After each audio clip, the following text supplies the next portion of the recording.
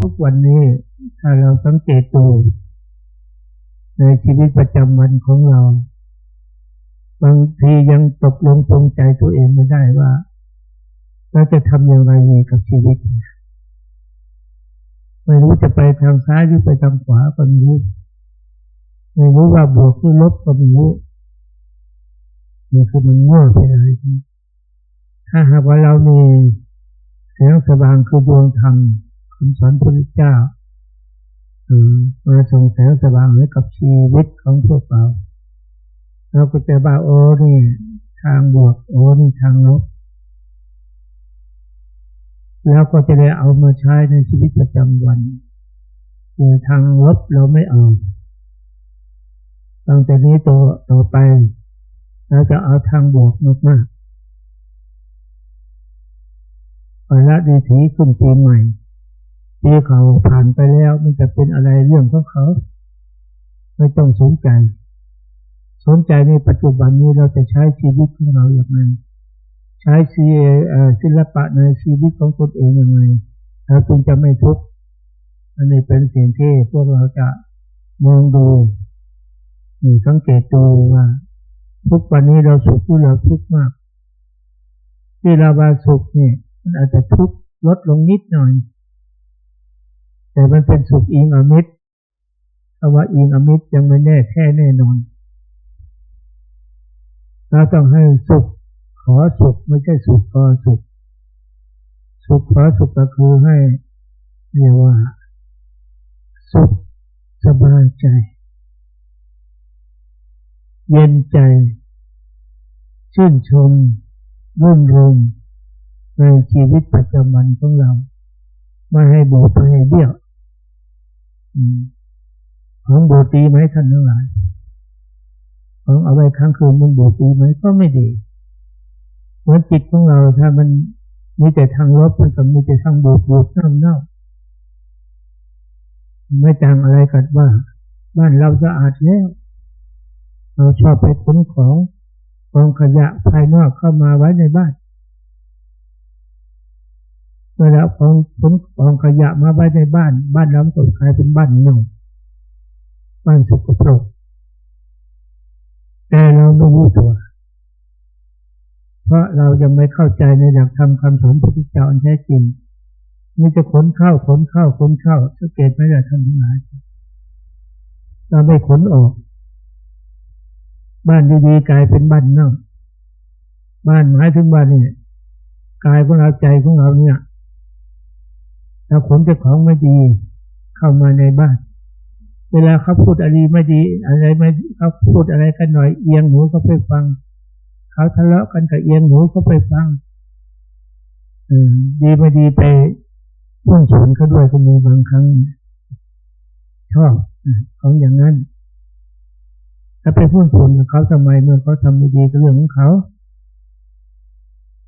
แต่เรายังไม่เข้าใจในเรื่องนี้ทั้งนั้นใครจะว่ายังไงเราอย่าไปพุ่งสวนเขาพุ่งสวนกับพระเจ้าดีกว่าไม่ขาดทุนถ้าเราไปพุ่งสวนกับกิเลสตัณหาไม่เจอขาดทุนทั้งวันแน่นอนที่สุดถ้าเราพุ่งสวนกับพระเจ้าไม่มีเสียเหมือนชีวิตของเราจะไปอยู่ที่ไหนขอให้เรามีพระพุทธเจ้ามีพระธรรมมีพระสงฆ์พระพุทธเจ้าคือธรรมะอย่างนั่นแหละคือพระพุทธเจ้าเราอยู่กับธรรมะนั่งกับธรรมะยืนกับธรรมะเดินกับธรรมะแต่กินข้าวปลาอาหารก็บางคนเนี่ยกินข้าวดีๆอิ่มแล้วมานั่งอยู่โซฟาไปเลยแกเดียวไปเลยยังไม่ได้สั่งเวลาอะไรกันแน่นอนไม่ได้ชีวิตพุทธบรรดาศักดิ์เป็นอธิการบดีกรมตำรวจเป็นอะไรอธิบดีกรมตำรวจอะไรอย่ามาตุลาดมันไว้ใจไหมล่ะไม่ไว้ใจมันได้ไหมมันไม่มีโทรศัพท์เหมือนพวกเรานะไม่ได้โทรศัพท์มาบอกเราตัวจะตายวันนั้นวันนี้ไม่ใช่เพราะนั้นเราจึงเตรียมตัวไว้มีปีใหม่จะมาบวชกันไปหลายร้อยคนเนี่ยเพื่อมาเตรียมตัวไว้เราไม่ประมาทถูกต้องที่สุดแล้วคือว่าเราเป็นพุทธบริษัทผู้นั่งใกล้พุทธเจ้าถูกต้องแล้ว ผู้ฟังธรรมพระพุทธเจ้าผู้นั่งใกล้พระพุทธเจ้าผู้ปฏิบัติตามธรรมคำสอนพระพุทธเจ้าจึงว่าให้รักษาจิตให้ดีทำหน้าที่ของเราให้ถูกต้องมีสติปัญญาไม่บกพร่องความสมองทางใจมันสงบไปเองเพราะจิตใจของเราต้องรักษาให้ดีๆแม้แต่องค์สมเด็จพระสังฆราชพระองค์ให้พรปีนี้ท่านจะให้รักษาเรารักษาจิตของเราให้ดีจิตของเราไม่ใช่เป็นต้นเหตุหรอกคุณหลวงพ่อฟังมามากองค์ไหนก็ว่ามันอยู่ที่จิตมันอยู่ที่จิตหลวงพ่อไม่ยอมรับตรงนี้เฉพาะหลวงพ่อนะองค์อื่นจะว่าไงไม่รู้เพราะสิ่งที่มันลึกซึ้งคำว่าจิตของเราที่สำคัญอยู่ที่จิตนกหนูมันก็ปีกมีปีกมันก็มีจิตเหมือนกันสุนัขแมวมันก็มีจิตเหมือนกันอะไรได้ตุ๊กแกจิ้งจกตุ๊กแกมีจิตเหมือนกันแต่มันพ้นทุกข์ไหมแต่ว่าพ้นทุกข์อยู่ที่จิตท่านทั้งหลายตอบในใจเลยว่ามันพ้นทุกข์ไหมพวกเราก็มีจิตไม่ต่างกันได้กับเขาแต่มันจะต่างอยู่ตรงนี้สิต่างที่ว่าจิตของเรามีสติมีปัญญาสติปัญญาจะมารักษาจิตของเราที่ต้นเหตุอยู่ตรงนี้แต่เราไปพูดแต่ว่าจิตสำคัญจิตสำคัญเนี่ยทำไมไม่บอกต้นเหตุต้นเหตุคือสติปัญญาเป็นสิ่งที่สำคัญที่สุดที่จะมารักษาจิตอีกทีหนึ่งนี่จะเห็นไหมเจ็ดลากไปไทยลากมากิเลสตัณหากิเลสลากมาตัณหาลากไปเนี่ยมันไม่ได้อยู่เหนืออะไรนะมันอยู่ใต้อำนาจของกิเลสตัณหาทั้งนั้นอะไรลากไปก็ไปกับเขาอย่างนั้นผมว่ามันสำคัญอยู่ตรงนี้ไหมล่ะจิตเป็นตัวทับรู้อารมณ์ที่เกิดขึ้นเท่านั้นอารมณ์สังขารตัวปรุงแต่งนั่นแหละท่านทั้งหลายเขาเต้นแรงเต้นกายอยู่อย่างนี้ถ้าจิตไม่มีสติไม่มีปัญญาคุ้มครองเขาเต้นอยู่บนเวทีแล้วก็ไปเต้นกับเขาเขาร้องก็ร้องกับเขาเขาทำอะไรกับเขาเราได้อะไรได้แต่ความเหน็ดเหนื่อยได้แต่ขาดทุนมีกำไรไหมล่ะไม่มีเพราะเราไปหลงสังขารตรงนั้นเราเลยว่าสังขารตัวนี้นะคือจิตใจใช่โยแต่ว่าจิตใจของเราไม่มีผู้คุ้มครองเขาร้องให้ก็ร้องให้กับเขาอยู่ในทีวีเนี่ยหรือเขาเป็นอะไรกับเป็นกับเขาเนี่ยมันไหลไปตามอารมณ์เราจะว่ามันสำคัญก็มันมาสำคัญมารับรู้อารมณ์เท่านั้นแต่มันช่วยตัวเองไม่ได้ตัวที่จะมาช่วยตัวเองได้คือสติปัญญานิยมจะมาคุ้มครองจิตใจของเราอีกทีนึงจะมาเข้ามาระงับดับสังขารความปรุงแต่งของเราอีกตัวนึงเพราะนั้นตัวสำคัญที่สุดเราต้องเตสังยูปะโมสุโขเข้ามาระงับดับสังขารความปรุงแต่งทางใจของเราซะที่จริงเรื่องปรุงแต่งเขาก็เป็นคนงานของเขาถ้าเราไม่ไปยุ่งเขานี่พูดง่ายว่าเราไม่ไปหาเรื่องเขาปรุงแต่งของเขาอย่างนั้นเหมือนพวกคอนเสิร์ตหรือพวกเขาเล่นอะไรก็แล้วแต่เขาจะเต้นแรงเต้นกายอยู่กับเรื่องของเขาแต่เราเพราะความไม่รู้เราจึงไปหุ้นส่วนเขาทั้งที่ไม่ได้อะไรเลยเขาเป็นคนได้เงินได้ทองเราไปสนุกแต่ความสนุกนั่นแหละคือความสุขของเขาเนี่ยเห็นแมลงเม่าบินเข้ากองไฟว่ากองไฟไม่ร้อนบินเข้าไปเสร็จมาทุกข์ไรกิเลสตัณหาเหมือนเหมือนกองไฟพวกเราถ้าไม่รักษาจิตรักษาใจให้ดีก็เหมือนแมลงเม่าบินเข้ากองไฟมันจะเป็นยังไงนะคุณโยมแมลงเม่าบินเข้ากองไฟบินเข้าไปตายหมดเลยสิเมื่อเราไปก็หาสมาคมกับกิเลสตัณหานี่ไปรอดไหมล่ะแต่ถ้าเรามุ่งผลกับพุทธเจ้าเป็นพุทธบริษัทเจ้าอันแท้จริงตื่นขึ้นมารักษาจิตให้ดีทำหน้าที่ของเราให้ถูกต้องมีสติปัญญาไม่บกพร่อง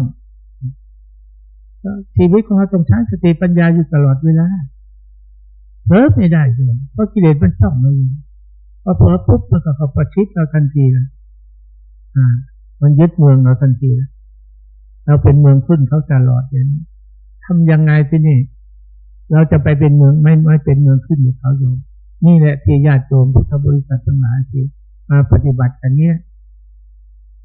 เพื่อเราจะมารักษาเมืองของเราไว้เมืองคือขันธ์ห้าตัวนี้ถ้ามารักษาไว้คือว่าไม่ให้อยู่ใต้อำนาจของกิเลสตัณหาเราต้องเป็นอิสระของเราไม่เป็นเมืองขึ้นกับเขาเราต้องเป็นอิสระของเราที่คุณโยมจิตมันมีอิสระมันมีความสุขที่ไหนเลย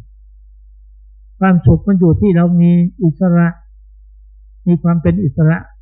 ของตัวเองไม่ตกเป็นทาสของกิเลสตัณหา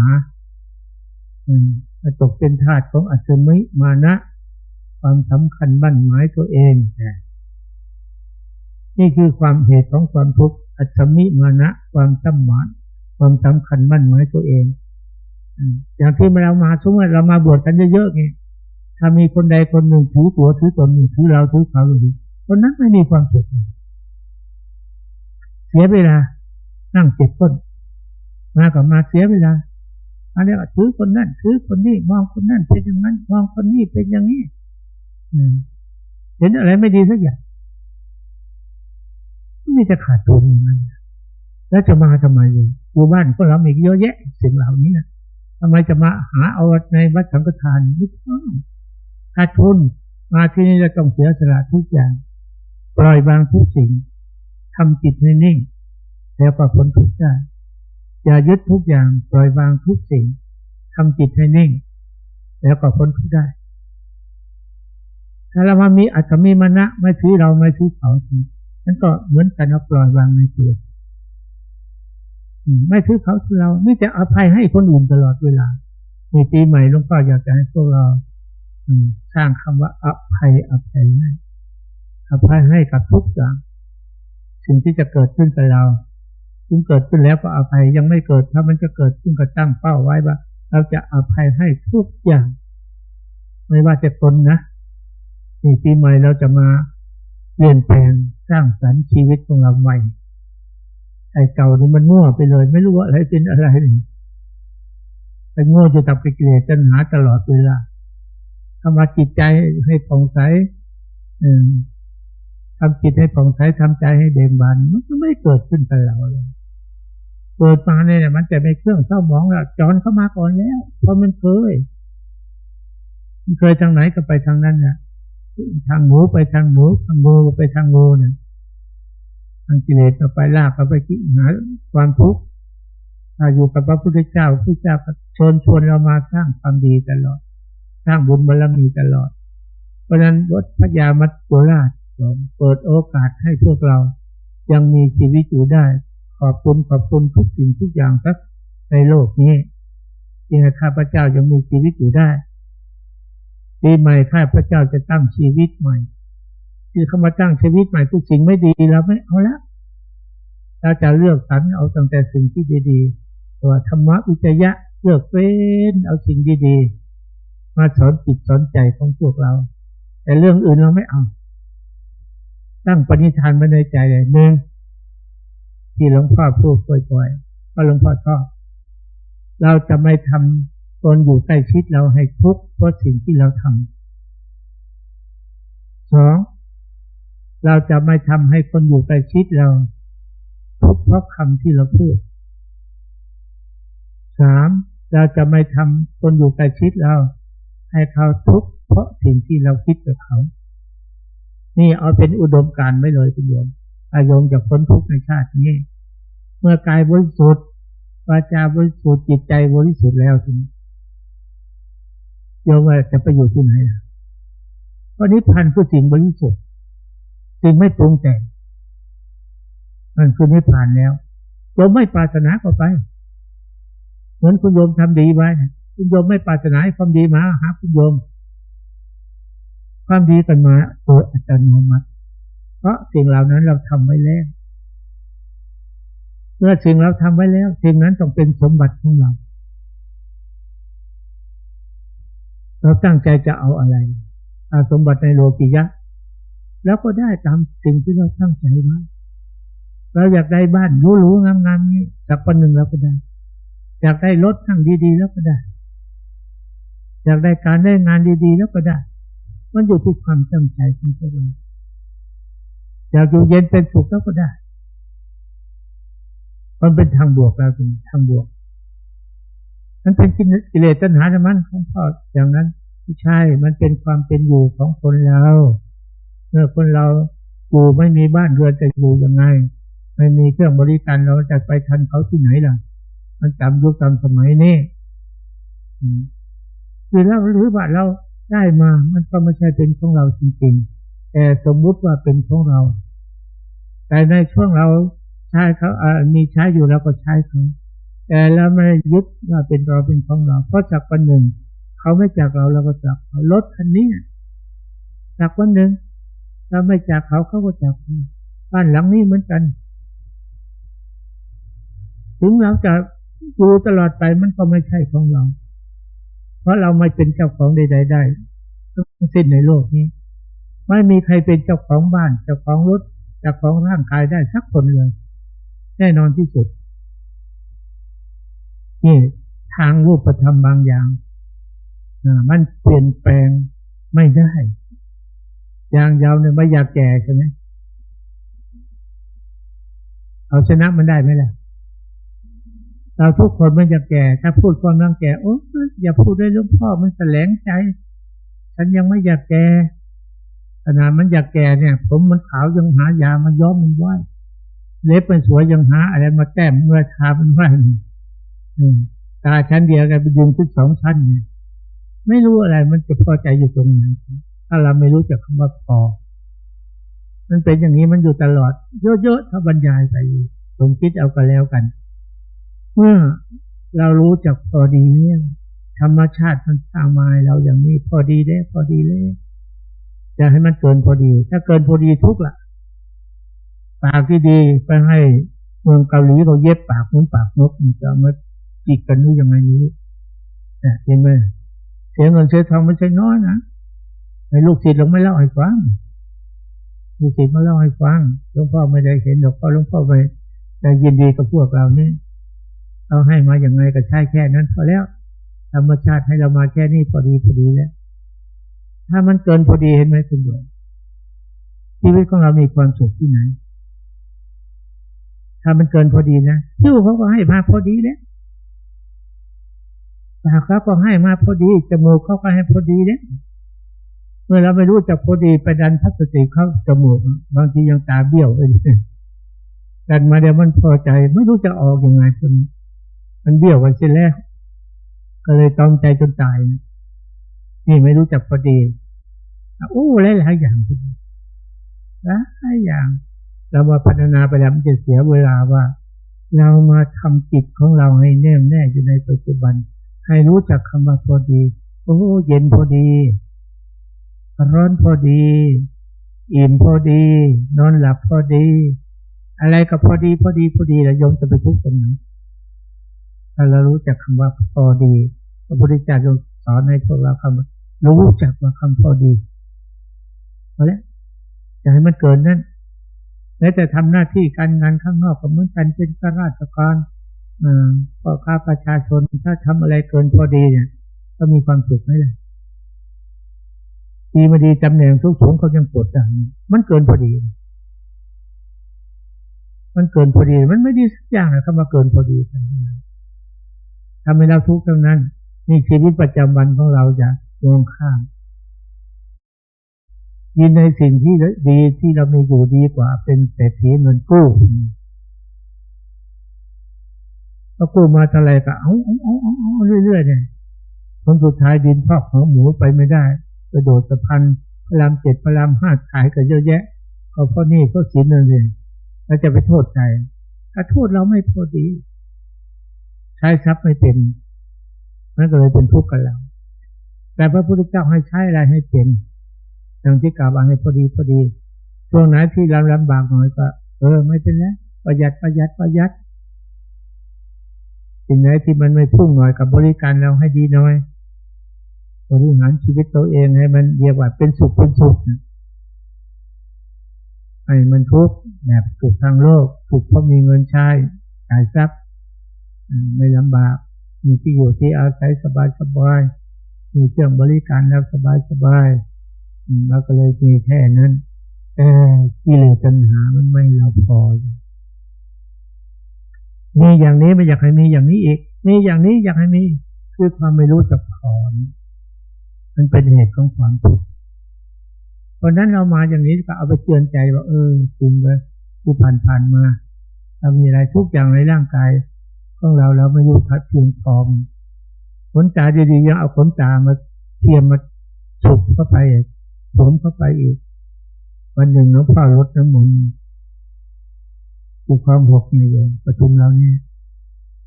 ดันมันเงยหน้าขึ้นมาพอดีน้ำมนต์จะพุ่งที่ขนตาหลุดออกหากันอุดเลยขนตามันมีพอดีแล้วจะเอามาเสียบมันไว้ทำไมอีกนักหนาเลยหลวงพ่อไม่ถามเราไม่ได้ถามเขาว่ามันหนักหรือมันเบาเลยมันก็น่าจะหนักกันเนาะเพิ่มขึ้น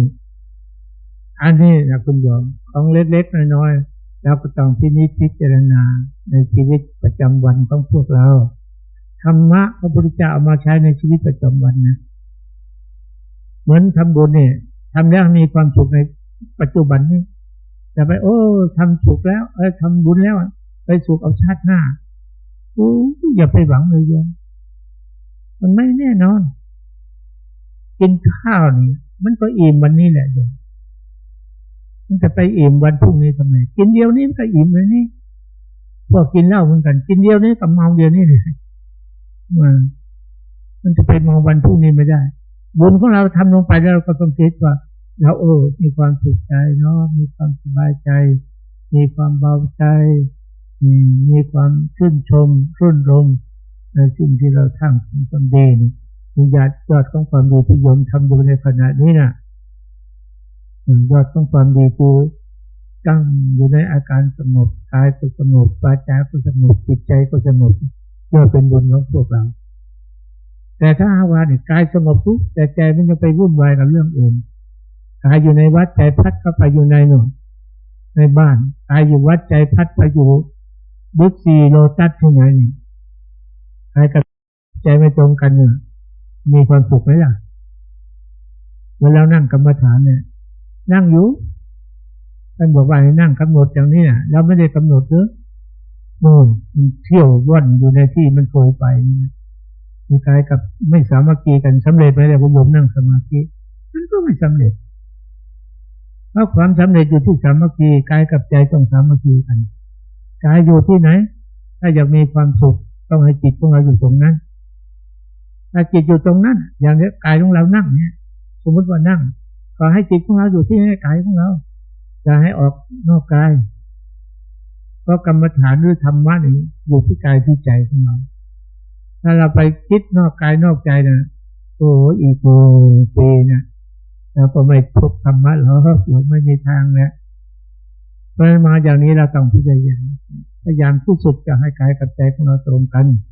กายอยู่ตรงไหนให้จิตของเราอยู่ตรงนั้นที่มันก็ไม่ไปหาเรื่องนะ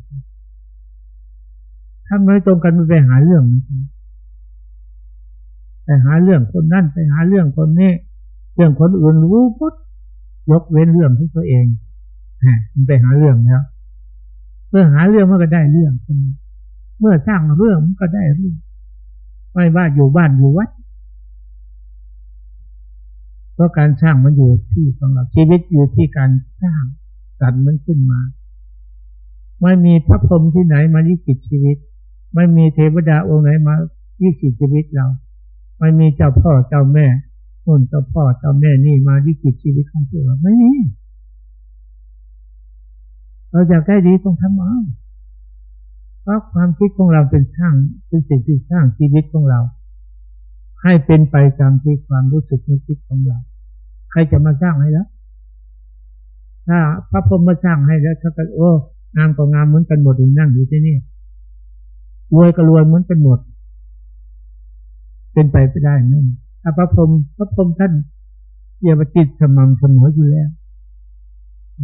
ท่านจะมาทำให้คนนั้นเต็มคนนี้บกพร่องไม่ได้เป็นพระพรหมไม่ได้พระพรหมต้องเต็มจิตของเราเต็มเปี่ยมเหมือนโยมเนี่ยถ้าคนไหนบวชมาแล้วต่อไปได้ศีลได้ธรรมไม่แต่งมแต่งงานอะไรละแล้วแต่ว่าชาตินี้เราจะมาเป็นพรหมจรรย์ปฏิบัติเหมือนพรหมอยู่เหมือนพรหมกายเดียวใจเดียวไม่ยุ่งเกี่ยวกับโลกิยะทั้งนั้นจ มจะให้ใครทำนายโยมนั่นโยมเป็นพรหมแล้วสิ่งที่จะมาเสริมสร้างกับอาบำเพ็ญฌานเข้าไปหน่อยที่นี่โอ้ยิ่งไวเลย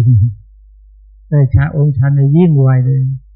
ได้ญาณขึ้นมาอีกยิ่งไวเลยแต่ยวดญาณพาหนะนำเข้าสู่พระนิพพานแล้วเนี่ยจริงเรานี้ไปสร้างให้เราได้สร้างเองคุณโยมเพราะนั้นต่อไปสิ่งไม่ดีไม่งามเราจึงไม่สร้างถ้าใครอยากเป็นพรหมนี่ทำเอาในปัจจุบันนี้ไม่ต้องให้ใครมาทำนายเราไม่ต้องปัจจัตตังเวทิจะโพวินโยหิอันวินโยชนจะพึงรู้ได้เฉพาะตนเรามีสุขมีทุกข์ใครรู้กันเราอย่างบางคนไปมั่วจะให้คนอื่นเขาดูหมอดูแต่หาแต่หมอเขาบางคนเป็นหนี้เต็มอกตัวนี่ดวงคุณกำลังดีนะปีนี้ปีใหม่ในดวงคุณจะดีอะไรเป็นหนี้เขายังใช้ไม่หมดเลยมันถูกไหมล่ะใครจะมารู้ชีวิตของดีเท่ากับตัวเราไม่มีไม่ต้องไปอาศัยคนอื่นเขาพระพุทธเจ้าตรัสไปแล้วปัจจตังเวทิตโพวินโยหิอันวินโยชนจะพึงรู้ได้เฉพาะตนใครจะมารู้ชีวิตเราเท่ากับตัวเราไม่มีจิตดีไม่ดีใครจะมารู้เราดีเท่ากับตัวเราเอานี่เป็นหลักใจเลยคุณผู้ชมเพราะนั้นเมื่อเราอยากจะได้แล้วก็ทำเอาสร้างสรรค์เอาโดยเฉพาะอย่างปีใหม่เนี่ยสิ่งใดไม่ดีเราจะเปลี่ยนแปลงพลิกแพลงถ้ามันเป็นทางลบมาเราจะให้เป็นทางบวกเข้าสุดท้ายชีวิตของเราก็สมบูรณ์เราไม่หาเรื่องใครไม่อะไรทั้งนั้นมันมีปัญหาอะไรแก้ไม่ได้มาหาครูบาอาจารย์ให้ท่านช่วยแก้ท่านสงบแล้วท่านจะแก้ให้และช่วยเราขึ้นมาเป็นเอกแรงหนึ่งถ้าเราไปหาแต่คนอื่นช่วยมันไม่ต่างอะไรเลยครับลิงเปิดแผลลิงน้อยตัวหนึ่งโยมมันถูกไม้กรีดเขามันเป็นแผลฝูงสิ่งลิงทั้งหลายที่มาดูลิงน้อยตัวเนี้ยใครมาดูมันไม่จะดูเฉยๆมันเอามือไปดึงออกอีกเปิดให้กว้างออกอีกมันจะเห็นแผลเลยพอวันแรกไม่เป็นไรเลยเกือบตายแล้วพอวันที่สองกลับมาเยี่ยมลิงน้อยตัวอีกต่างคนก็มาเปิดแผลบอกลิงน้อยอยู่ไม่ได้โดยใจก็หนีเลยเหมือนคนอื่นเขาล้มอย่าไปซ้ำเติมคนจะไปเอาเรื่องแต่ไม่ดีของคนอื่นมาใช้ช่วยท่านถ้าเราช่วยได้ช่วยให้เขาพ้นจากปัญหานั้นให้พ้นจากความทุกข์อันนั้นถ้าเรามีความสามารถจะพอช่วยได้นี่คุณโยมมาปฏิบัติอย่างนี้นะอย่าลืมนะคุณโยมนะเมื่อแล้วอิ่มในการปฏิบัติรู้เหตุรู้ผลแล้วไม่ต่างอะไรกับคุณโยมปลูกมะม่วงหรือมะพร้าวอะไรไว้ก็แล้วแต่โยมเหลือกินแล้วก็ให้คนอื่นเขากินบ้างที่รู้สองร้องรู้หนึ่งพระพุทธเจ้าให้ช่วยกันเผยแผ่ธรรมะพุทธเจ้าสัพพะตนังธรรมะตนังทินาติกันให้ทำเป็นการชนะกันให้ทั้งปวงโยมมีของดีแล้วจะเอาไว้ใช้ตัวเองคนบ้านใกล้เรือนเคียงมีปัญหาอะไรคุยกันช่วยแก้นี่หลวงพ่อไปเห็นอยู่วัดขวากงสันอยู่ที่เดี๋ยวฮ่องกงมั้งไม่ใช่ฮ่องกงไต้หวันวัดขอคงทันวัดใหญ่ที่สุดเลยถ้าใครมีปัญหาบ้านหลังไหนมีปัญหาพระอาจารย์นี่ท่านจะให้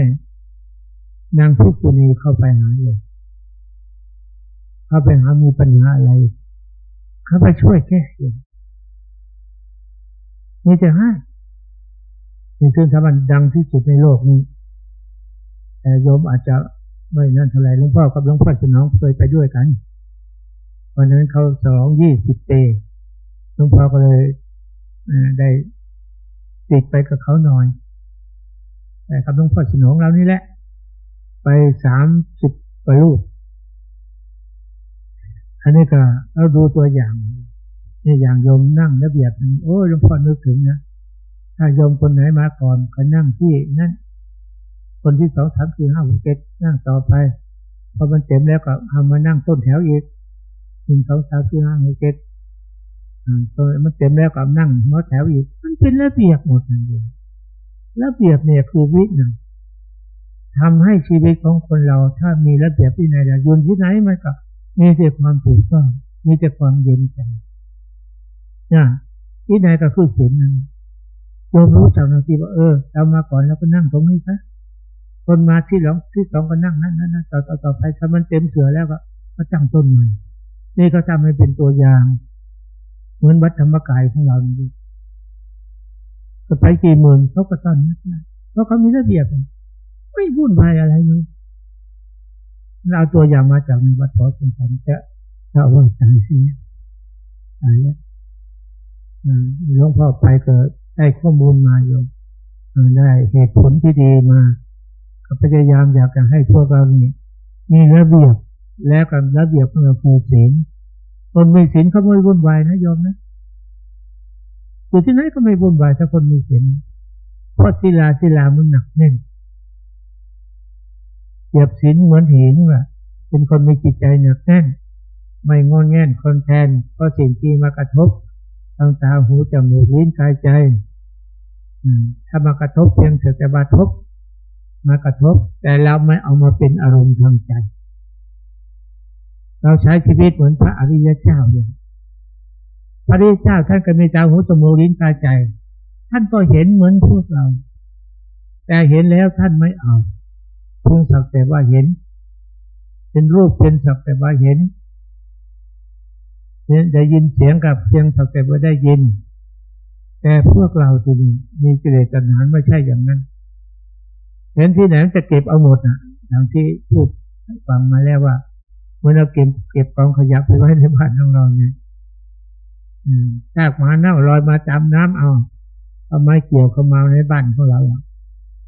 คนเขาอุ้มหมาเน่าให้มายื่นมือไปรับแล้วแล้วก็เลยกลายเป็นคนเน่ากับเขาถ้าคนเอาอุ้มหมาเน่ามาให้เราช่วยหน่อยฉันอุ้มมานานแล้วไม่เอาเหม็นเหมือนเรื่องไม่ดีของเขานะเขาจะมาให้เราไปยื่นมือไปรับถ้าเราไปรับทำมาแล้วก็เน่าเขาพระพุทธเจ้าเปรียบเทียบไว้นะไม่ใช่ธรรมดานะเปรียบเทียบเหมือนงูอสรพิษตกไปในบ่ออาจมเราอยากช่วยมันอยู่ถ้าไปจับทางหัวมันก็จะกัดแล้วก็ไปจับทางหางจับทางหางพอเอาขึ้นมามันก็กัดเราไม่ได้แต่มันดิ้นเมื่อมันดิ้นนั่นน่ะอาจมมันก็มาถูกเราแต่มันไม่ได้กัดเราแต่อาจมมาถูกเราเหมือนอุปมาเราจะไปช่วยคนพันช่วยยังไงมันก็เอาสิ่งเหล่านั้นชั่วร้ายมาแปะเปื้อนที่ตัวของเราแล้วก็เลยเป็นว่าถ้าเราไม่ได้ทำละแต่เขากับว่าเราเป็นพวกเดียวกันนี่พระพุทธเจ้าอุปมาไว้นะโยมเหมือนโยมไปเดินกับคนเล่นการพนันเนี่ยในบ่อนโยมไม่เล่นแต่พอตำรวจมาจับโยมก็ติดดังแหเข้าไปด้วย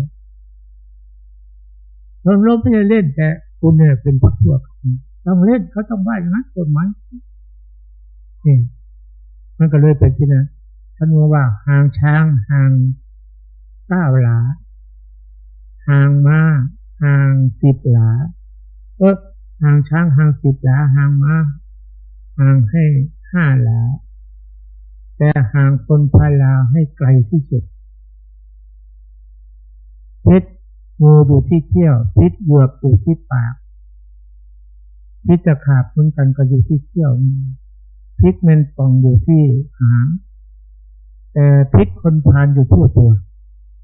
จะเข้าใกล้ฮัลโหลท่านพูดท่านเขียนไว้นะทุกคนห่างคนพาลเนี่ยห่างไกลที่สุดม้าเนี่ยช้างนี่10 หลามันมือมันก็ไม่ถึงเรามือไม่ถึงเราก็ปลอดภัยม้าเนี่ยมันอาศัยส้นมันดีด5 หลามันก็ดีดไม่ถึงเราแต่คนพาลมันประชิดเราทุกวินาทีไม่ให้เข้าใกล้ให้ไกลเท่าที่จะไกลได้แต่คนพาลจะมาให้ไกลที่สุดเพราะมันมีพิษทั่วตัวมือมันพิษอยู่ที่เขี้ยวมันแล้วเอาไม้มาค้ำปากมันไว้เนี่ยมันจะมีพิษที่ไหนเราฉลาดเอาไม้ค้ำปากมันได้สิ ไม่ให้มันกัดเราแมงป่องก็เด็ดหางเราซะสมมตินะมันก็หมดพิษเลยแต่คนพาลไม่ได้โยมห่างให้ไกลที่สุดเปรียบเทียบกับคนพาลเหมือนกิเลสตัณหาถ้าไปคบกับกิเลสตัณหานี่ไม่ต่างอะไรกับเราไปคบคนพาลมันจะพาไปเราหาผิดเลยคบบัณฑิตพาไปหาผลพวกคนชั่วทำตัวอับจนเราไม่ให้ห่างที่สุดสิ่งเหล่านี้เพราะนั้นเมื่อเราห่างออกจิตของเราก็เป็นอิสระเราไม่ตกเป็นทาสของสิ่งเหล่านั้นสมกับที่เราเสียสละการงานอันมีค่าเวลาอันมีคุณมาบำเพ็ญบุญกุศลเป็นกรณีพิเศษวันปีใหม่มาเตือนจิตเตือนใจของเราไว้เรามีโอกาสได้สร้างบุญบารมีต้องสร้างต่อไปเรื่อยๆทานะบารมีวันไหนเราไม่ให้วัตถุทานแล้วก็หาไอภัยทานกันซะทีนี้เรียกว่าปีใหม่เราจะสร้างสรรค์ชีวิตของเราใหม่เปลี่ยนแปลงสิ่งใดที่ทำให้เราทุกข์อกทุกข์ใจหรือทำให้เราติดข้องคาอยู่ในโลกวัฏจักรสงสารนี้เราจะเสียสละออกเราจะอภัยให้ทุกคนไม่ว่าสิ่งเหล่านั้นเคยโกรธเคยเกลียดเคยอะไรก็แล้วแต่ละเพราะนั้นเวลาจะจากการยกมือไหว้เผื่อเราร่วมเติมชีวิตของคุณป้าคุณอาคุณนายหรือว่าพี่น้องหรือเพื่อนแล้วกันก็ขอไปให้กันนะแต่นี้ต่อไปเราเป็นเพื่อนกันมีเมตตาซึ่งกันและกันอีกไม่นานก็ล้มหายใจจากกันไปหรอกจะให้สิ่งที่มันชั่วร้ายติดจิตติดใจต้องพวกเราไปอภัยให้กันแต่วันนี้แต่ไปคิดว่าตายแล้วไปเคาะกองปุ๊กอภัยให้หน่อยเนอะพูดกับเราไม่ได้คุณตายคิดพูดกับเราทุกอย่างแต่ไม่แต่เราสมมุติกันแค่นั้นจะอภัยให้กันต้องอภัยเดี๋ยวนี้เวลานี้เราจะได้รู้สึกเหมือนกินข้าวมันจะได้รู้ว่าอิ่มเวลานี้โยมพยายามทำไปไม่เหลือวิสัยสิ่งที่โยมตั้งใจไว้สิ่งนี้จะสำเร็จทางไกลเราต้องเดินโยมสักวันหนึ่งเราจะถึงจุดหมายปลายทางไม่ใช่เรากระโดดทีเดียวมันถึงทีเดียวนะทางไกลต้องค่อยไปเรื่อยๆแล้วมันจะถึงจุดหมายปลายทางเองกินข้าวกินแต่ละคำไม่ใช่เททีเดียวเป็นหม้อลงในท้องไม่ได้กินแต่ละคำกินไปกินมาแล้วก็อิ่มเองงานเล็กๆน้อยๆที่โยมตั้งใจว่าสักวันหนึ่งโยมจะได้รับผลจากสิ่งที่เราตั้งใจไว้เป็นอย่างนี้เลยเราไม่คิดเลยว่ามันจะเป็นอย่างนี้แต่ถ้าคุณโยมตั้งใจในทางที่ดีนะโยมจะถึงบางสักวันหนึ่งเราคิดว่าชีวิตของเราจะไม่เป็นอย่างนี้จะมาอยู่จุดนี้ได้ที่มาอยู่จุดนี้ได้เพราะอะไรเพราะเรามีพลังอันยิ่งใหญ่ในตัวของเราจะพยายามคิดถึงสิ่งเหล่านั้นบ่อยๆสิ่งนั้นมันก็ดึงดูดมาให้เราบ่อยๆสุดท้ายแล้วก็ได้สมความปรารถนาอันนี้ทางโลกิยะได้ถ้าลงกุศลที่ตื่นขึ้นมาแล้วต้องน้อมจิตถึงพระนิพพานเอาสั้นๆวันนิพพานคุณไม่ปรุงแต่งอย่าปรุงแต่งอะไรมากอันนี้ไปสุดตรงเลยไม่ปรุงแต่งอะไรสักอย่างถ้ามันปรุงแต่งเรื่องอะไรมาหยุดแล้วเห็นธรรมะและเราเห็นนิพพานถ้าไม่หยุดไม่เห็นธรรมะถ้าไม่ละไม่เห็นนิพพานสาธุเรื่องนี้โดยปู่พุทธกัญญาไปนั่งกรรมฐานอยู่กับหลวงพ่อสนองเรานี่แหละได้ต้นโพทำไมนั่นเขาให้นั่งงานอยู่2522ให้นั่งงานแต่เดี๋ยวนี้ไม่ได้เขามีระเบียบเข้มข้นเสียงแว่วมาถ้าไม่หยุดไม่เห็นธรรมะนะถ้าไม่ละไม่เห็นนิพพานนะใช่เราไม่เคยคิดเรื่องนี้ชื่นใจจำได้เท่าทุกวันนี้เพราะน่าต้องหยุดได้สร้างสิ่งที่ไม่ดีนะสิ่งดีเราไม่หยุดสิ่งไม่ดีเราหยุดเพราะหยุดแล้วสิ่งที่ดีก็โผล่ขึ้นมาทันทีเหมือนเราละทุกข์สุขก็ขึ้นมามันอยู่ที่เดียวกันอยู่ที่ชีวิตของเราเนี่ยถ้าเราหยุดก็เห็นธรรมะละแล้วก็เห็นความพ้นทุกข์แล้วเนี่ยคุณบาซ้ำๆกันอยู่ว่าจะยึดทุกอย่างให้ปล่อยวางทุกสิ่งทำจิตให้นิ่งแล้วปีใหม่คุณโยมตั้งใจไว้จะสำเร็จสมหวังในสิ่งที่คุณโยมตั้งใจไว้แน่นอนเลยจะภาวนาหรือจะอะไรก็แล้วแต่นะ ชีวิตของเราทำลงไปให้มีเป้าหมายมันมีจุดหมายปลายทางว่าช่วงที่เรามีชีวิตนี้เราจะต้องทำอย่างนี้อย่างนี้ถ้าไม่เตรียมตัวไว้ไม่ได้เลยถ้าไม่เตรียมตัวไว้มันจะพลั้งเผลอได้นิยมคนหนึ่งป่วยเป็นโรคหัวใจอย่างรุนแรงเพราะสามีตายจากอยู่กับลูกสาว2 คนบังเอิญก็ลูกสาวก็แม่หมดหวังแล้วเพราะแม่เป็นมะเร็งด้วยขั้นสุดท้ายแล้วไม่รู้จะรักษาอย่างไรเงินทองก็ไม่ค่อยมีก็เลยเสี่ยงโชคไปซื้อลอตเตอรี่บังเอิญไปถูกลอตเตอรี่รางวัลที่1เขาตายแล้วถ้าเราบอกแม่กำลังเป็นโรคหัวใจอย่างรุนแรงตอนนี้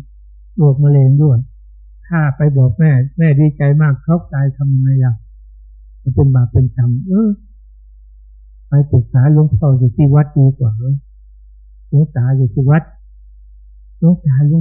เหตุการณ์มันเกิดเป็นอย่างนี้นะแต่ฉันแก้ไขยังไงเป็นยังไงล่ะ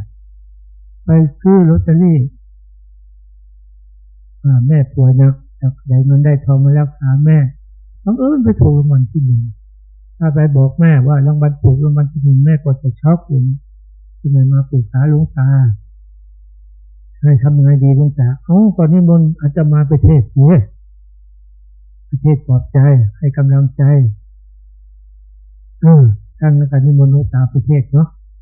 เทศ3 วันก็หยุดแล้วจะเข้าใจธรรมะเทศวันหนึ่งก็เข้าใจวันที่2ก็เข้าใจลึกซึ้งเข้าไปวันที่3ถามโยมสมมติว่าโยมถูกรางวัลที่1โยมจะทำยังไงดีท่านฉันจะตายอยู่แล้วโยมจะตายอยู่แล้วโยมก็จะเอาไว้เพราะว่ามัน600,000เนี่ยจะเอาไว้สักเอาไว้สัก300,000เอาไว้สัก200,000เอาไว้รักษาตัวอีก200,000ก็จะให้ลูกสาวเพื่อตายจากเขาแล้วก็จะได้ใช้ในชีวิตประจำวันของเขาแล้วอีก200,000จะทำไงเลยทราบข่าวว่าหลวงตาสร้างโบสถ์เป็น10 ปียังไม่เสร็จท่านก็จะยกถวายหลวงตา200,000หลวงตาปลื้มใจมากเทศ3 วันได้เงิน200,000โยมหลวงตาจริงอย่างนี้หลวงตาชักตาปวดตาทันใจแล้วลูกสาวก็เลยไปบอกพระเนรทางวัดหลวงตาชักแงกลงไปเสือตายไปเลยถ้าก็ตายกันมาดูน่ะแล้วโยมไปพูดยังไงน่ะหลวงตาจึงตายพูดอย่างที่ว่าเมื่อกี้นี่แหละ200,000จะใส่กันเทศหลวงตาไปสร้างโบสถ์หลวงตาดีใจเกินไปโยมตายไปเลย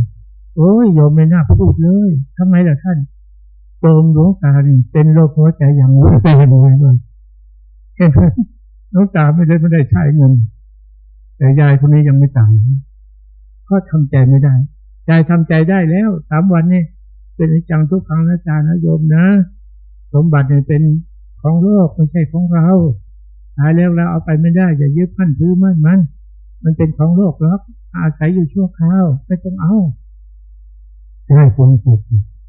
แต่หลวงตาดีใจขึ้นไปตรงไม่ตกโยมช็อกไปแล้วหายไปแล้วเพราะนั้นจึงให้เตรียมตัวไว้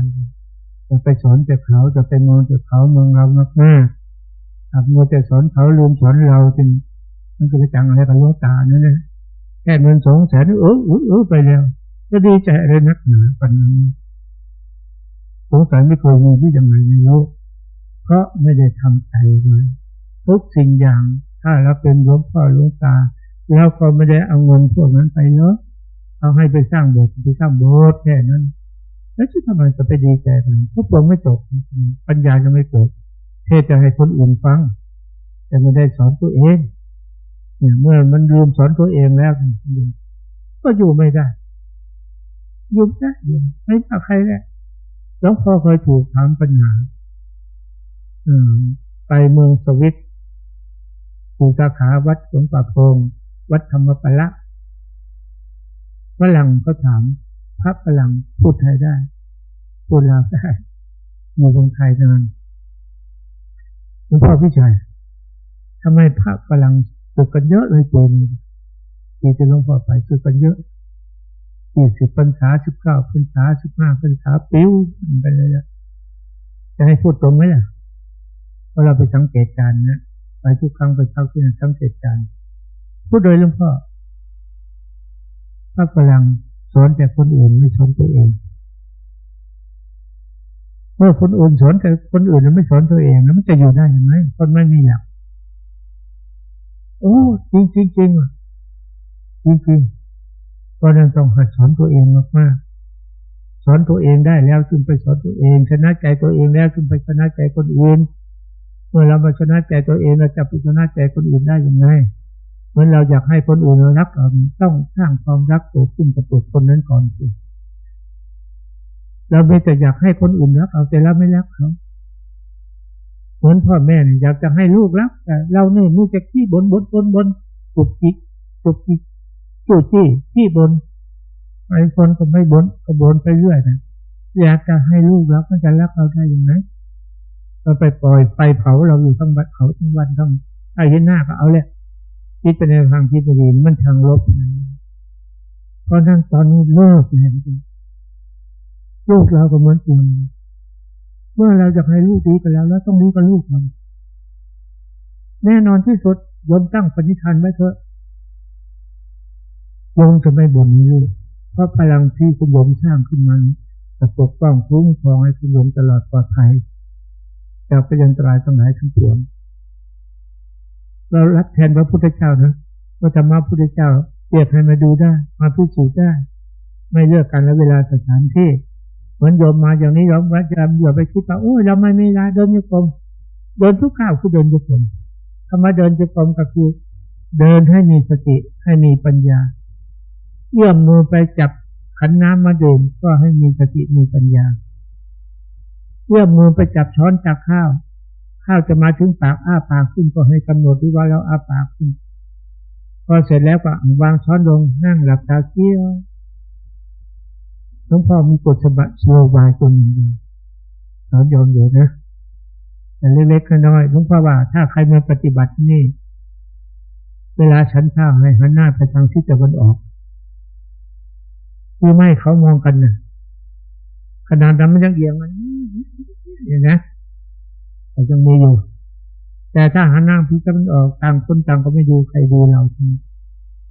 ถ้าภาษาจีนเขาบอกว่าคนไหนสันข้าวไปทางที่กินข้าวไปทางหันหน้าไปเที่ยวทางที่ตะวันออกเทวดาจะรักษาอายุยืนอาศิษย์ของคนจีนแล้วนะมันก็เป็นกิจวัตรของเราอย่างนึงเตือนใจเราพอมานั่งปุ๊บเราไม่ต้องมองไปเลยมองแต่ในจานของเรานี่เราไม่ได้เป็นเพ่นโทษคนคนนั้นเอามากคนนั้นน้อยเราไม่ได้เพ่นคนนั้นเพราะเราเอาแค่อิ่มมาเลย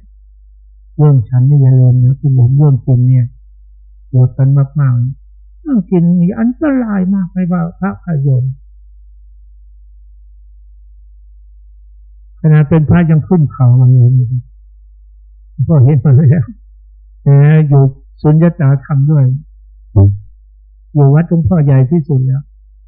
หลวงตาบอกจะง่ายก็ไม่ฟังอย่าตักเอามากคนอื่นเขาอยู่หลังไม่ได้ตักก็กินก็ตักไปแล้วกินในหมดประเทศทิ้งไงเขาก็เห็นทุกวันทางนี้บอกเอาไว้ให้คุณข้างหลังหน่อยหลวงตาก็ไม่ฟังมันอารมณ์ขึ้นมันขาดสตินะอัดข่าวเข้าไป7 ครั้งนะโยมสลบนอนอยู่โรงพยาบาล7 วันก็ออกกินมันเรื่องใหญ่เลยก็โยมไม่ใช่ธรรมดาถ้าสติไม่ทันเราเพ่งแล้วคนนั้นมันจับมากเลยจับแค่นี้ไปอีกไม่ต้องอันมากแฉลบแล้วถ้าเป็นมามันแฉลบสมองไปเพ่งเรียนคนอื่นเราไม่ต้องสนใจเราไอ้แค่อินพอแล้วมันเป็นสติตัวหนึ่งมาก็นั่งที่ของเราบอกเราหันหน้าทางที่บอกไม่ต้องรู้ใครมันก็เป็นคำเตือนใจตัวเองอย่างหนึ่งเป็นระเบียบอันนี้เป็นสิ่งแถมท้ายนิดหน่อยนะโยมเราอยู่ด้วยกันอย่างนี้เราต้องอโหสิให้กันทุกคนอย่าถือเขาอย่าถือเราถือเขาก็หนักถือเราก็หนักท ถ้าไม่ถือเขาถือเราก็สบายเหมือนเรามีขันธ์ห้ายมอย่าไปคิดหาว่าเป็นเราเป็นของเราถ้าเรายึดเมื่อไรมันก็ทุกข์เมื่อนั้นถ้าเรามายึดมันก็ไม่ทุกข์เพราะสิ่งที่เรายึดทำถ้าเราไม่ยึดไม่ทุกข์เลยแน่นอนเพราะนั้นในวาระดีที่ขึ้นปีใหม่นี่เองอยากจะให้ทุกท่านตั้งใจไว้ดังที่หลวงพ่อได้กล่าวมาให้ฟังแล้วย้ำกันอีกหนึ่งว่าทุกวันเวลาที่ข้าพเจ้ามีชีวิตอยู่ข้าพเจ้าจะพยายามคิดในเรื่องบวกมากๆคือเรื่องที่จะให้เรามีความสุขมากๆความทุกข์มาแล้วถูกช้ำน้ำใจมามากแล้วเราไปหลงมามากแล้วบัดนี้ข้าพเจ้าจะมีสติปัญญาเฉลียวฉลาดสามารถเอาชนะทุกข์ทั้งหลายทั้งปวงได้ในปีใหม่นี้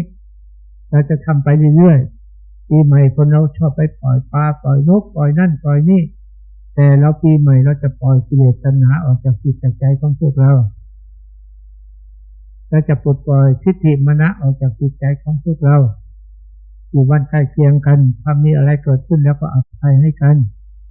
อโหสิให้กันไม่ถือเขาไม่ถือเราพลังที่โยมแผ่ออกไปมันจะคุมใจเขาเองสักวันหนึ่งมันต้องอยู่แล้วนะแต่ทำแล้วทำอีกตัวมาอยากให้เขาทำความชั่วโยมก็ได้ช่วยคนอื่นทางอ้อมนะอย่าลืมนะคุณโยมแม้แต่คนอยู่ในบ้านของเราเหมือนกันคนอื่นจะแสนดีเท่าไรก็สู้คนใกล้ชิดเราไม่ได้โยมเจ็บไข้ได้ป่วยสมมติคนหนึ่งเรารักมันมากแต่มันอยู่ในอเมริกาออสเตรเลียมาช่วยเราไหมคนอยู่ใกล้กันมีคุณพันสิ่งขุนพลสิทธิประสาทนักปราชญ์เมืองอุบลท่านเขียนไว้คนอยู่ใกล้กันมีคุณพันสิ่งมีคุณทุกอย่างถือเราจะเกลียดกันอย่างไรก็แล้วแต่ลมหายใจจากไม่พ้นมือเราจะอุ้มกันขึ้นรถไปโรงพยาบาลเนี่ยคนที่เรารักมันอยู่ที่ไหนก็ไม่รู้มาช่วยเราได้ไหมช่วยไม่ได้เพราะนั้นอย่าลืมคนอยู่ใกล้ชิดกันจะทำให้เขาทุกข์ใจเพราะสิ่งที่เราทำจะไปพูดให้เขาทุกข์ใจเพราะสิ่งคำพูดจะไปคิดในสิ่งที่เขาจะทุกข์ใจเพราะคำคิดของเราอันนี้เอาเป็นอุดมการในชีวิตของพวกเราเหมือนพระพุทธเจ้าของเราจัดไปอัปโปหัตมิโลกัสสะเชโตมิมิโลกัสสะเชโตอายุมัจจมาชาตินัตติธานิปุณปโวติเราเป็นผู้เจริญที่สุดในโลกนี้เราเป็นผู้เลิศที่สุดในโลกนี้การเกิดของเราไม่มีอีกแล้วชาติในเป็นชาติสุดท้ายพระองค์ก็เลยทำตามอุดมการณ์มาตลอดจนได้ตรัสรู้เป็นพระอนุตตรสัมมาสัมโพธิญาณเห็นไหมล่ะคุณโยมมันจะมีเรื่องอะไรเกิดขึ้นไม่เคยมุ่งมั่นคอนแทคเป้าหมายว่าเราต้องสำเร็จอนุตตรสัมมาสัมโพธิญาณมันจะลำบากยากเย็นขนาดไหนก็ต้องสู้เพราะจุดหมายปลายทางอยู่ที่นั่นพวกเรามีความเปลี่ยนแปลงไหมล่ะไม่มีใครเปลี่ยนแปลงได้ความตั้งใจของพวกเราเด็ดเดี่ยวเด็ดขาดขนาดรอบรู้นี่พวกเราก็เช่นเดียวกันฐานะที่เราเป็นพุทธบริษัทพุทธเจ้าเราต้องเอาพระพุทธเจ้าเป็นหลักใจจะไปเอาอย่างอื่นมาเป็นหลักใจแล้วมันเป๋ไปเรื่อยโยมเดี๋ยวกลับไปเชื่อนั่นเดี๋ยวกลับไปเชื่อนี่เจ้าพ่อนั่นเจ้าแม่นี่นะไม่มีใครทำให้เราดีนอกจากเราเนี่ยทำเองนี่เอาเป็นข้อเตือนใจนะว่าทุกวันถ้าเราอยากได้ดีไปทางบวกอยากได้แล้วไล่ชั่วก็ไปทางลบนะเอาไม่เอาละสิ่งที่ไม่ดีไม่งามปีใหม่เปลี่ยนแปลงชีวิตเราใหม่ชีวิตก็เปลี่ยนแปลงได้โยมเราคิดว่ามันถึงทางการเนี่ยเราไม่กลัวปัญหาใดๆถ้าใจเราสู้นะทองแท้ไม่กลัวไฟต้มเท่าไรไหลออกมาเป็นน้ำทองไม่เป็นน้ำตะกั่วเลยคุณงามความดีที่เราทำไว้ก็เป็นเช่นนั้นไม่มีใครเปลี่ยนแปลงในชีวิตของเราได้แล้วนี่จะเปลี่ยนแปลงได้เปลี่ยนแปลงในทางที่ว่านี่ไม่ดีนะลบไม่เอาทางบวกดีกว่าเว้ยหลวงพ่อมาเทศน์เราฟังแล้วตอนนี้ไปเราที่บ่นตุกที่สู้ที่บ่นนี่ไม่ดีกับไม่เอาแล้วพอแล้ว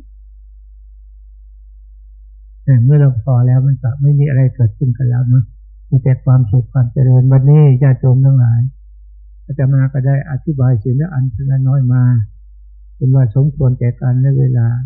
ในที่สุดนี้ขออำนาจบารมีคุณพระศรีรัตนตรัยคุณพระพุทธคุณพระธรรมคุณพระสงฆ์จะปกป้องคุ้มครองญาติโยมทั้งหลายให้มีทุกข์ขอให้พ้นทุกข์ให้มีโศกไปพ้นโศกให้มีโรคไปพ้นโรคให้มีภัยอันตรายทั้งหลายทั้งปวงก็ให้หมดไปสิ้นไปบัดนี้ในเวลาดีที่ขึ้นเปิดใหม่ขอให้สิ่งที่งามทั้งหลายทั้งปวงที่เราพึงปรารถนาเป็นไปในทางที่ชอบประกอบด้วยธรรมขอให้สิ่งเหล่านั้นจงบังเกิดขึ้นในชีวิตของท่านทั้งหลายโดยทั่วถึงการเจริญพรสาธุสา